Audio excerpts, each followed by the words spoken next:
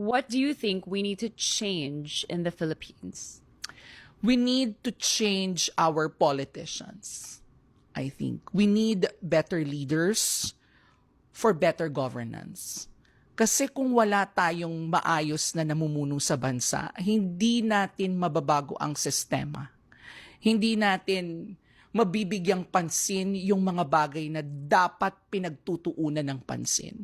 Kasi if you will look at the political landscape as of the moment, ano bang priorities nila, 'di ba? Impeachment, corruption. Bukod dyan sa mga bagay na yan, ang dami pang kailangan ng ating bansa. 'Di ba? Paano yung mga problema natin sa labor? Hindi nga natin maitaas ang sahod ng mga ordinaryong Pilipino, 'di ba? Tama. Tapos ang dami nating pinagkakagastusan. 'Di ba? Paano ang supply natin ng bigas? 'Di ba? Ang pagtaas ng presyo ng petrolyo. Yan yung mga eminente na kailangan nating bigyan ng pansin at solusyonan. Bakit hindi natin siya nakita na paparating? Walang foresight yung government natin na, oh my God, pag tumaas ang presyo ng petrolyo dahil baka magkagera, anong gagawin natin? Hindi nila binigyan niya ng pansin noon Totoo. pa.